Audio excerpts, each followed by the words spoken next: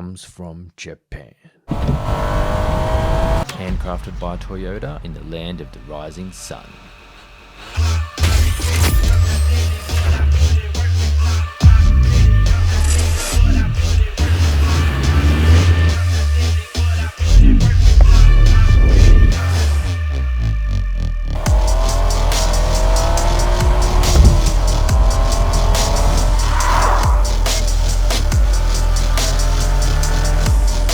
For those of you who don't know what this sporty looking tuna can is, this is the Toyota GR Yaris.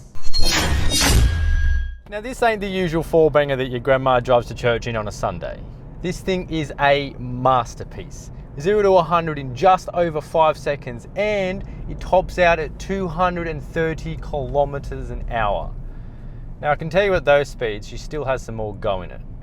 Well, according to YouTube. This little hatch is a 4-seater fitted with 2 factory front bucket seats, a neatly designed dash and a comfortable steering wheel for hooking into those tight corners. She's also got a factory forged carbon fibre roof, lightweight aluminium doors, hatch and bonnet.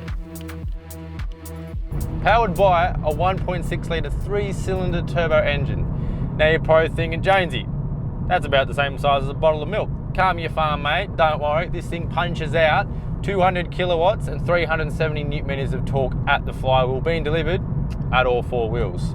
And the way it's set up and designed, the chassis works in line with the suspension setup, making this one grippy little hatch.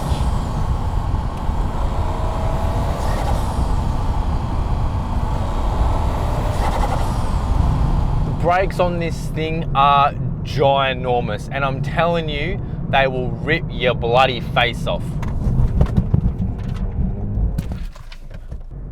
You're thinking, Jonesy, this is all well and good, but how much are one of these bloody things going to set me back? Well, for the base model, you're looking at 55,000 Australian dollars, all right?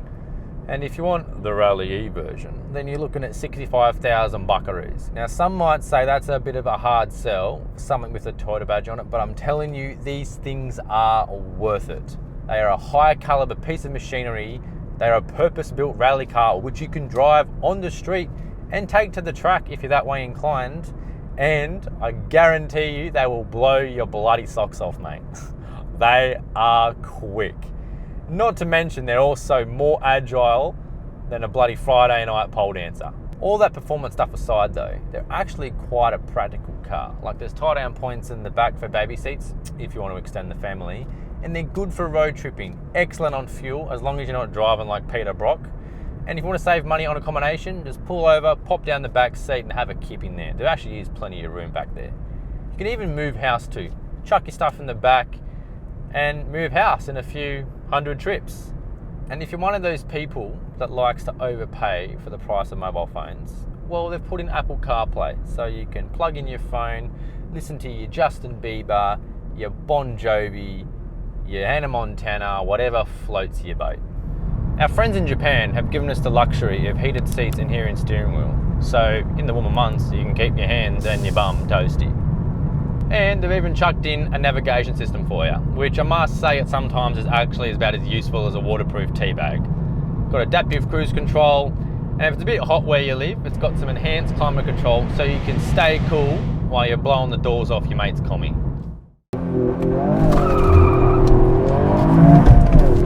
Fucking fuck my dog!